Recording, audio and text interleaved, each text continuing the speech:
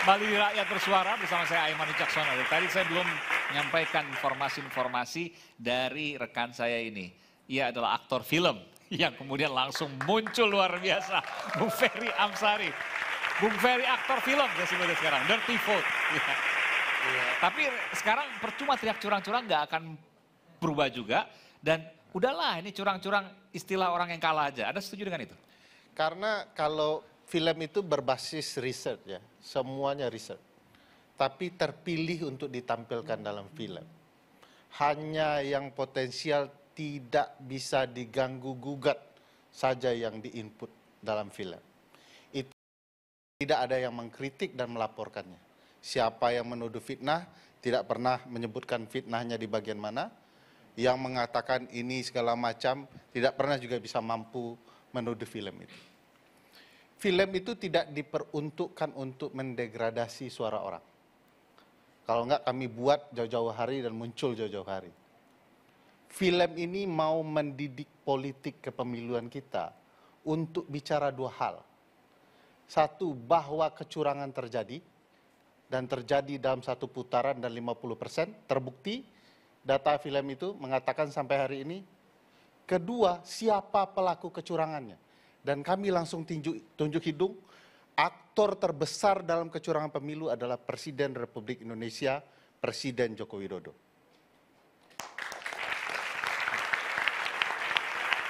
Saya nanti akan bicara kecurangan, Mas Aiman. Saya mau mengungkapkan dua teori yang janggal terjadi dalam pemilu 2024, dan nanti bicara data-data, dan silahkan kategorikan ini sebagai kecurangan atau tidak. Kejanggalan pertama, bahwa tidak lumrah dalam sistem presidensial. Ada seorang presiden yang memiliki partai mendukung calon presiden yang bukan berasal dari partainya. Tidak lumrah. Terjadi kejanggalan pertama. Kejanggalan kedua, luluh lantaklah teori soal kotel efek yang tidak pernah terlanggar selama ini. Bahwa teori kotel efek itu efek ekor jas. Jas yang dimaksud itu jas tuxedo, ekornya dua sama. Maksudnya adalah kalau ada partai yang menyokong seorang presiden, maka dua suara yang dikumpulkannya itu rata-rata sama. Dalam pemilu kali ini ada kejanggalan. Ada partai yang menang pileg tetapi calonnya kalah. Lebih dari suaranya, 2% lebih. Ada calon presiden yang menang, tapi partainya kalah.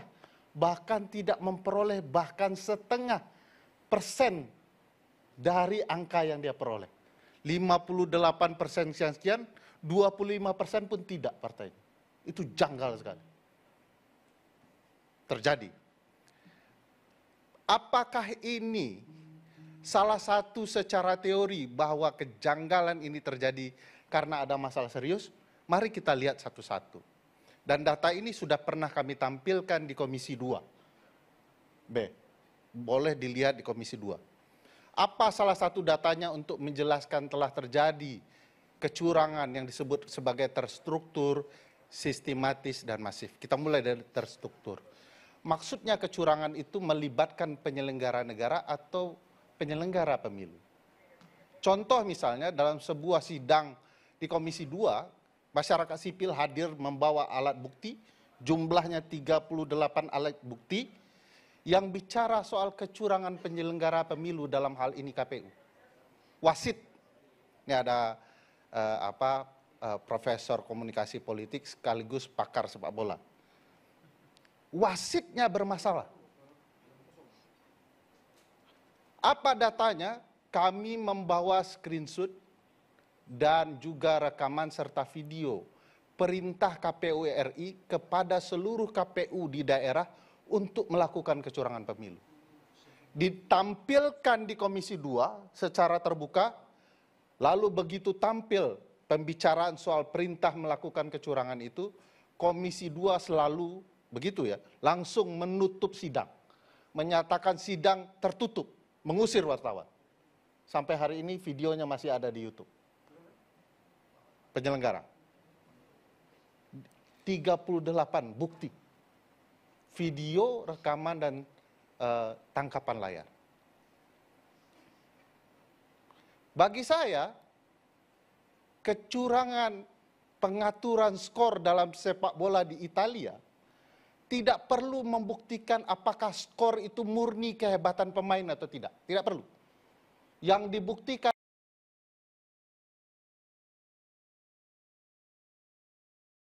apakah wasit terlibat, klub terlibat, pemain terlibat, dan lain-lainnya terlibat sebelum pertandingan. Karena pengaturan skor di sana. Sama juga dalam kecurangan pemilu saat ini. Sebagaimana penelitian kami dan kami jelaskan di film, bahwa tidak perlu lagi bicara hasil dan lain-lain, karena skenario Presiden Jokowi memastikan satu putaran dengan di atas 50% lebih kemenangan. Bagaimana kebijakan itu sudah dijelaskan dalam film. Menarik bahkan. Tidak dibantah sampai sekarang bahkan. Ada alat buktinya bahkan yang bicara soal bagaimana peran penjabat gubernur memastikan dukungan itu. Kalau sudah dilangsungkan bahkan dengan menggunakan relasi kekuasaan nepotisme di pengadilan untuk kemudian proses kecurangan ini bisa dilangsungkan, ini sudah sistemik jauh hari. Apakah ini berdampak luas, strategis, dan penting? Iyalah, ini pemilu, tempat kekuasaan dinobatkan. Kalau syarat ini sudah terpenuhi, terpenuhi angket. Tinggal soal keberanian saja. Mampukah penjelasan Prof. Effendi Ghazali menimbulkan keberanian kepada partai politik? Bergantung sekali kepada partai politiknya.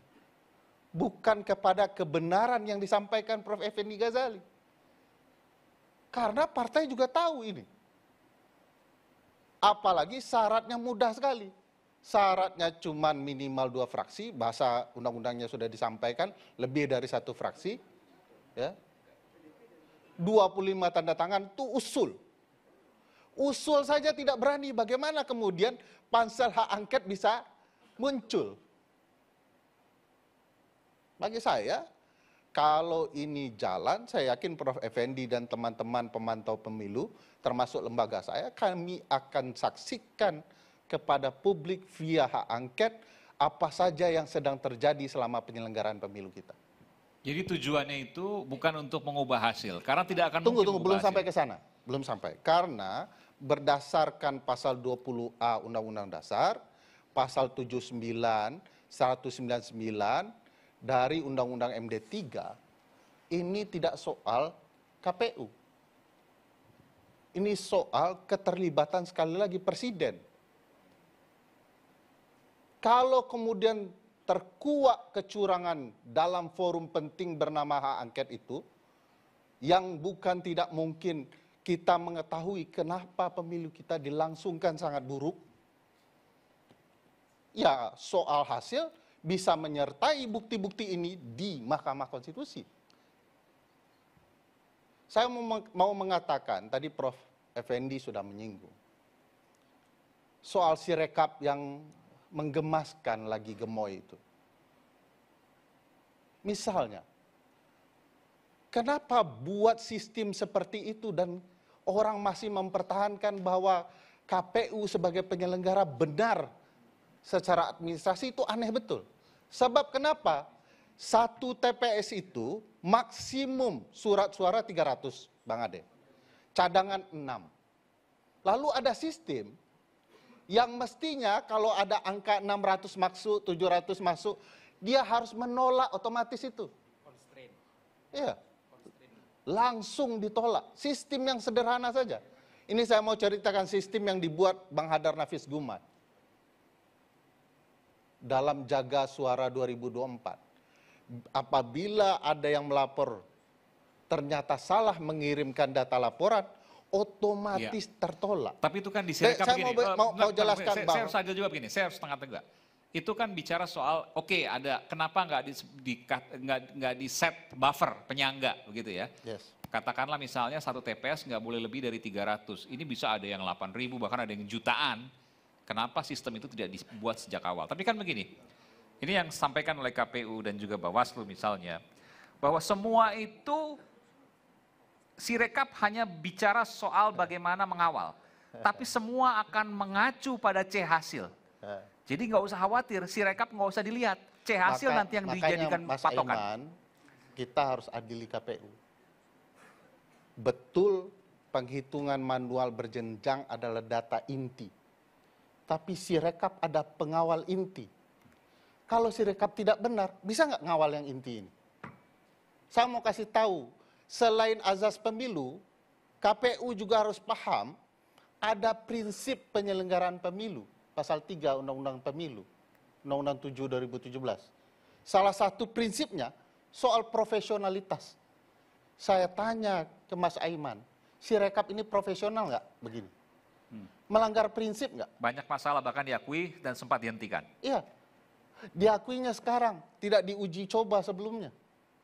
Secara terbuka. Saya mau katakan, apa alasan KPU menunda penghitungan manual berjenjang di daerah? Bukankah harus terbuka? Prinsip penyelenggaraan soal terbuka. Kalau prinsip dan azas dilanggar, apa namanya pemilu kita Tapi ini? saya bingung gini, kalau seandainya C hasilnya itu bisa kita akses kan, kita bisa cek sama-sama. Lalu ini kemudian juga menjadi alibi atau alasan gitu ya. Lalu di mana kekhawatirannya? Karena setiap C hasil bisa kita klik dan keluar hasilnya. Ya, nggak ada soal yang keluar itu. Makanya saya bilang C hasil tidak penting lagi kalau proses bermasalah. Mas Aiman hebat seperti babe dalam bacaan sholatnya luar biasa panjang-panjang. Tapi kalau tidak wudhu, saya nggak nilai itu kualitas bacaannya. Wudhunya salah, Batal ngaku-ngaku sholat.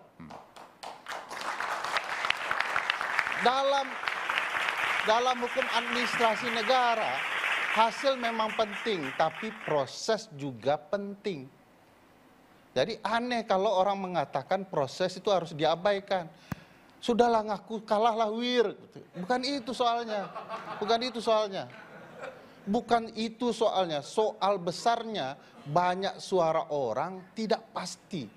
Padahal prinsipnya ini bicara berkepastian hukum. Jadi bagi saya, Mas Aiman, data kami akan menjelaskan tiap tahapan, peran presiden, berjenjang itu, apa struktur berjenjangnya presiden dalam kecurangan, presiden sudah menyatakan cawe-cawe, dan bahkan menggunakan data intelijen, ya. Kalau pakai kasus... Dan itu harus dibuktikan, tidak bisa kemudian disampaikan saja. Nggak perlu dibuktikan, pelaku mengaku. Oh ya, tapi apakah digunakan untuk pemilu atau tidak kan itu harus dibuktikan. Kita tidak bisa menuding begitu saja. Gampang membuktikan. Makanya saya jelaskan peran struktural presiden. Presiden sudah ngaku cawe-cawe menggunakan data intelijen terkait dapur partai. Lalu diikuti oleh para pembantunya berbasis pasal 17 dan pasal 17 Undang-Undang Kementerian. Siapa itu para pembantunya? Menteri dan wakil menteri. Dalam film kami ungkapkan video keterlibatan mereka. Penjabat gubernur juga terlibat. Bahkan presiden melanggar ketentuan soal evaluasi penjabat gubernur per 6 bulan. Presiden yang mengatakan, saya yang akan evaluasi tiap hari. Ada data penjabat-penjabat ini menyampaikan ke banyak pihak bahwa Anda harus pilih 02. Pelakunya bukan Pak Prabowo, Pak Jokowi. Karena dia yang punya kekuasaan. Lalu, satuan pemerintah terendah kepala desa. Datanya 81 juta suara DPT yang mereka kuasai. Mengaku mendukung karena terancam oleh berbagai aparat. Ada datanya juga. Di film disampaikan, kepala desa mengeluarkan suara betapa mereka diteror. Jadi Ya. Boleh ya? belum puas ini. Belum puas. Belum puas. Izinkan memuaskan diri. Jadi data struktural itu jelas, terbuka, bisa dilihat. Bahkan menurut saya Presiden Jokowi tidak malu-malu lagi menunjukkan keterlibatan. Saya tidak menyalahkan Pak Prabowo yang berkampanye karena haknya berkampanye. Tapi Presiden menipu publik seluruhnya, mengatakan dia tidak berkampanye. Padahal dia sudah makan bersama calon presiden, mendukung secara terbuka. Sebab ketentuan pasal 1 angka 35, apa yang disebut dengan kampanye? Bentar, makan dengan calon presiden kan belum tentu ini pakai mendukung pasalnya. juga. Meskipun orang bisa punya persepsi yang Ini berbeda-beda. pakai pasalnya. Dengan Menteri Pertahanan Oh disebutkan tadi. bukan, itu kan hari kampanye. Pasal 1 angka 35 bilang kampanye itu tidak soal membicarakan visi misi program, tetapi juga citra diri. Membangun citra Pak Prabowo sambil makan bakso. Perlu dipahami Presiden, itu adalah ruang Walaupun kampanye. sebagai Menhan. Walaupun sebagai Menhan. Dia calon, coba saya tanya Mas Aiman, kapan Pak Prabowo jadi calon presiden dan kapan dia jadi Menhan? Ini Dua-duanya ada melekat. cerita. Wakil Presiden Hasyim Muzadi, beliau kenal sekali, kebetulan ingin menjenguk kawannya di penjara. Begitu beliau keluar, orang heboh. Lalu dia menetralisir dengan mengatakan, saya berkunjung atas nama teman. Pertanyaan besarnya, kapan beliau tidak jadi wakil presiden? Apakah gara-gara masuk penjara mengunjungi temannya, dia tidak lagi wakil presiden? Enggak. Seluruh alat kelengkapan negara yang menunjang wakil presiden tetap mendampingi beliau. Ke toilet saja, dia dapat fasilitas, dikawal itu. Cawapres waktu itu. Bukan cawapres. Ini Hasyim Muzadi contohnya. Oh. Jadi kapan Pak Prabowo jadi Menhan, kapan dia cawapres? Cawapres juga dapat fasilitas keamanan khusus loh oleh negara. Termasuk Pak Presiden. Jangan gara-gara makan bakso dia kehilangan sistem pertahanan untuk dia. Jadi ini fasilitas negara, dia tidak bisa mengatakan dia bukan lagi presiden. Untuk sementara itu, tidak bisa mungkin. Oleh karena itu ada ruang-ruang yang perlu dipahami. Saya pikir tiba-tiba setelah jalan-jalan sama Pak Prabowo, lalu beliau seenaknya mengumumkan saya tidak ikut kampanye. Padahal sudah melakukan kampanye. Belum lagi soal kebijakan berkaitan gentong babi. Anggaran untuk gentong babi itu 440 triliun per 2023. Dinaikkan sedikit per 2024 dan difokuskan diguyur sebelum Februari. Dalam penelitian, tadi beliau sudah singgung, Robon juga menceritakan soal yang sama, bahwa politik gentong babi itu efektif merusak stabilitas publik dalam menentukan pilihan. Ini tidak fair. Oke, Dalam nanti kita akan lanjutkan. Saya tahu Bung Babi Haikal Hasan akan menyampaikan Padahal saya mau sesuatu. bicara soal MK nih, tapi ya sudah. Nanti saya kasih kesempatan lagi. Tapi ini udah harus diberikan kesempatan juga karena apapun yang tadi Anda sampaikan harus dijawab juga supaya adil. Kita akan kembali saat lagi di Rakyat Bersuara.